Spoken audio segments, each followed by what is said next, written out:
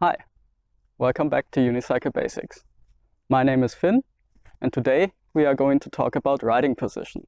This is not a video on how to unicycle in the first place. This is a video for unicyclists who want to take their unicycle off-road and want to improve their skill in rough terrain. As this is quite a broad topic, I won't be able to give you any hard and fast rules, but I hope I can give you some helpful tips to improve your skills. Let's get started. First topic I want to cover is how to position your foot on the pedal. As a rough guide, you want the axle of your pedal to be between the ball of the foot and your midfoot. Where exactly between those two, that is a matter of personal preference. Having the ball of your foot over the axle allows you to engage the quad muscle more. This generally makes for a smoother and more efficient pedaling. On the other hand, having the midfoot over the axle makes this lever shorter, which means the forces on the ankle are lower. If you have weak ankles, this is a good way to protect them. You also don't have to choose one position for all of your riding. You can adjust your foot according to the terrain. So for a flat and smoother road, you might have the ball of your foot over the axle. And for a rougher trail, you might move it a bit and have the axle over the midfoot more. Having the midfoot over the axle also helps to not have the foot bounce off as easily.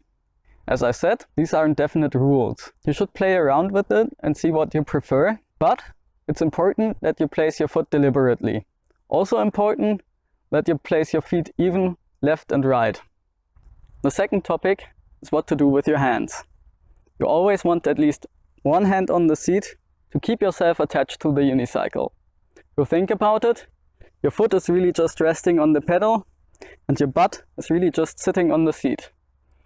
So other than your hands on the handle, there's nothing really pulling you onto the unicycle, preventing you from getting bounced off. I know for beginners this might seem quite hard, as you're probably using both hands in the air, flailing around to keep your balance. But as you're progressing, having one hand on the seat is going to be easier and easier.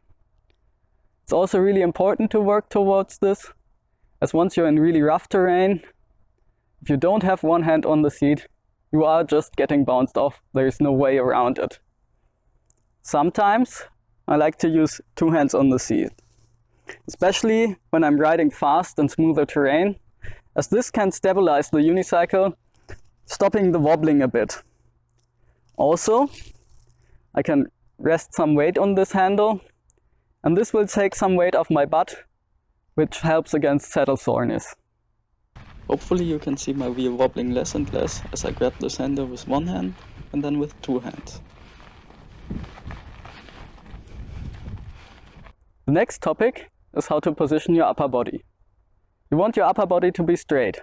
By this, I don't mean perfectly upright. You actually want a slide forward lean from the hips. We will cover why later.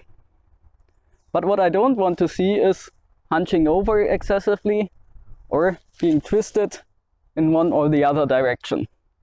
Let's talk about standing up from the seat.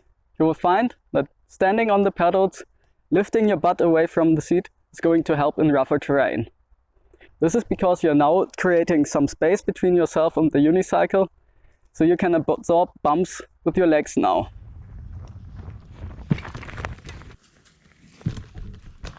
But you will also find that this is really exhausting, so you can't do this all the time. You have to pick and choose your moments. As a beginner, you will probably be standing up a lot. But as you progress, you will be better and better at predicting when to stand up and use every possible moment to sit down and rest. Another way to deal with bumps is bringing the wheel out in front of you.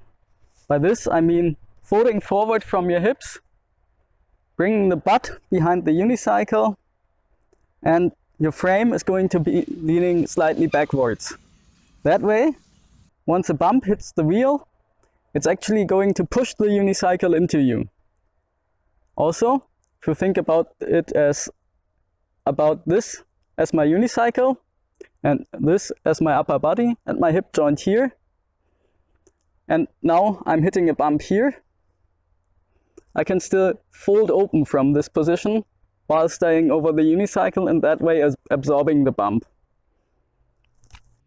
Watch closely how my upper body is folding open in this next clip.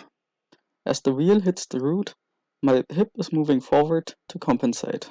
I didn't stage this, so this is a really subtle motion, just like it is on a normal ride. If I'm already perfectly upright and I'm hitting a bump here, it's just going to throw my body forward. Can't move any farther from this position. And now I need to catch up.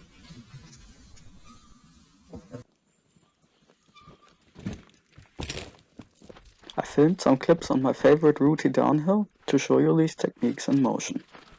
While we are watching myself going down this hill, I want to make clear that these are not separate techniques. You will usually use both, bringing the wheel out in front and standing up out of the seat when you are going over bumps.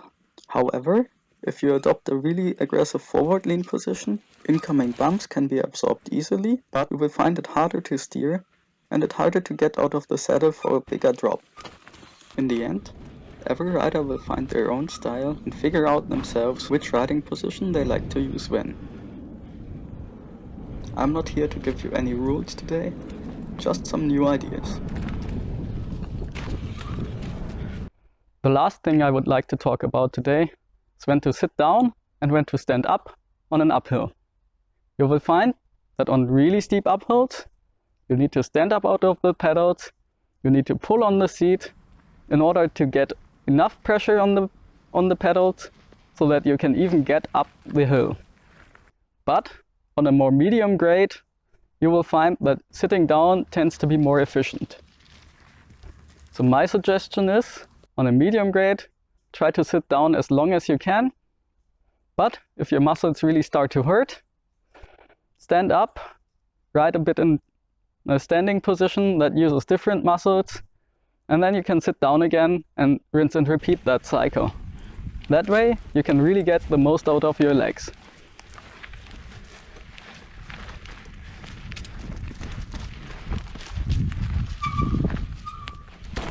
That's it for today.